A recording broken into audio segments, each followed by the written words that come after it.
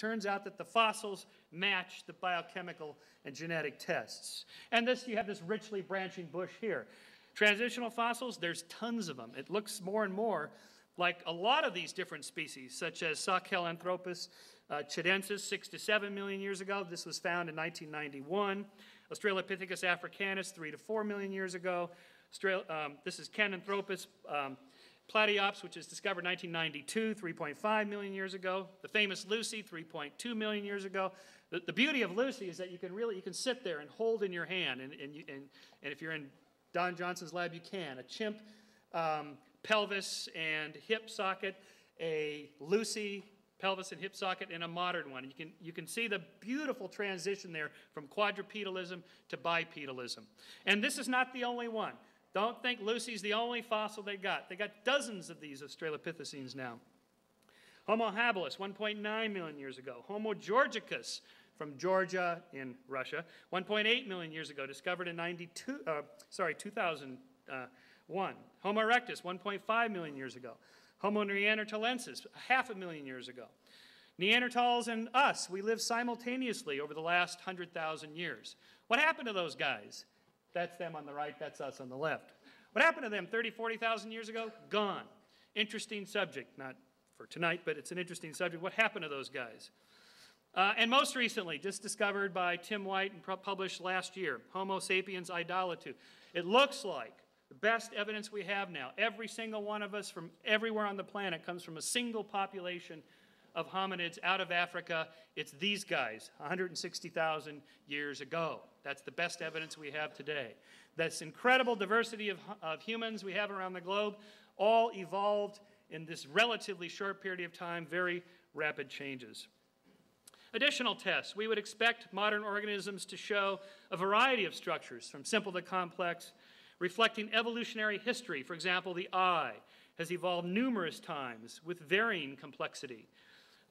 And again, it's not a single intelligently designed structure that works across the board, which you would expect an all-powerful, intelligent designer to create. In fact, what you see are these sort of oddities of nature that evolved with whatever was available in the environment, with whatever they had to work with. Eyes have evolved independently dozens of times. In fact, you would also expect biological structures, if evolution were true, to show history. Not intelligent design, but history. Take our own eye. Just take the structure of the retina with the rods and cones on top, amacrine cells, bipolar cells, and ganglion cells, but it's upside down. This is the weirdest thing. It's upside down. The light comes in this direction and doesn't get to only about 10% of the photons get all the way back to the light-sensitive rods and cones. What was Id thinking when he made this thing? Right? I mean, he wasn't thinking, because there is no intelligent designer from top down. It's a designer from the bottom up, a tinkerer using with whatever materials are available. We would expect organisms that share most of their DNA to look a lot alike. In fact, they do.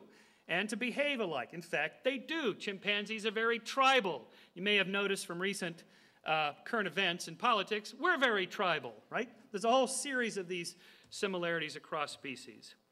Is there enough time for evolution to work? You bet. Not only has every human come from a single population out of Africa 160,000 years ago, every single dog alive today comes from a single population of wolves only 15,000 years ago. Of course, this is partly directed evolutionary change, of course, but it shows how rapid DNA sequences can be manipulated. As a test of evolutionary theory, I would love to see a creationist just once come up with a fossil bed that shows trilobites and in the same bedding plane, hominids. You never see trilobites with hominids. Now, creationists will say something like, well, there was this hydrodynamic sorting in the flood, and all the stupid beasties died and fell through in the flood and drowned early, and the smarter ones climbed to the higher hills, something like that. Not one smart trilobite managed to make it up with the hominid. Not one trilobite was in the pocket of the hominid, and he managed to survive. Not one. Of course, with evolution, we would predict that this is what you would find, these sequential bedding planes with different fossils in the beds, and that is what you find. But in any case, it's a testable hypothesis. It's an experiment you can run.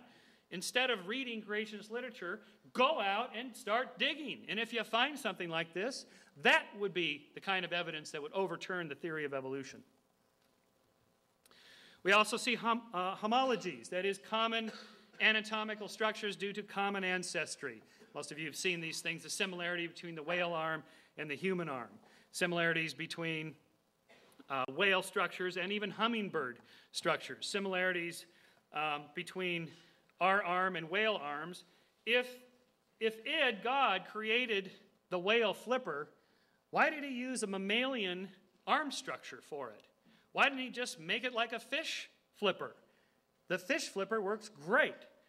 Why have marine mammals swim like this, whereas fish swim like this? Swimming like this is really more efficient. It's a better way. It's the original way.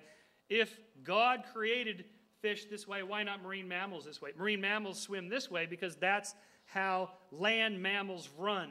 That's how their spines move as they propel themselves forward. Vestigial structures are also very telling. For example, we have discovered now a snake, an ancestral snake here, with hind legs. Why would snakes have hind legs? And why would snakes today, as well as whales, show these vestigial legs? These legs are absolutely worthless today. They don't do anything. Why would an intelligent designer design this really clumsy, unintelligent, historical-looking thing, unless you want to impute to God or to Satan that he's just testing our faith by throwing those things in there to see if that'll confuse you with the facts, okay? Other than that, this is a sign of history and evolutionary sequence, not intelligent design. So a fundamental question then, wrapping it up, I think I got 2 minutes here. Is the universe designed? Back in the 18th century when Darwin was studying, the answers were yes by William Paley. A watch must have a watchmaker, to which David Hume encountered this old argument, no, actually nature resembles a mindless organism. I think this is not quite right. In fact, I think a better question is the universe naturally or intelligently designed? It's obviously designed to a certain extent, right? But it's historically designed. It looks kind of clumsily designed. So to the answer of where did this come from, for creationists, they offer a supernatural explanation. Right here, a miracle happened. I think you need to be more explicit in step 2 there. In a way, this is no different than a Gary Larson cartoon. God makes the snake. Boy, these things are a cinch. I really fail to see, honestly, how this is any different than any creationist argument I have ever heard. A miracle happened. That's it. Naturalism's answer, evolution or descent with modification, of course, is slightly different. We see a sequence, historical sequence. Well, Darwin wasn't the last, but... Okay, so finally then, how do we get these complex structures out of here? Oh, my time is up. All right. Let me just wrap up here then, just one final comment. If humans were designed by God or intelligent designer, this is what we would look like. Instead, and I'll go through the details of that in a second, instead if humans were designed by evolution, this is what the case would be.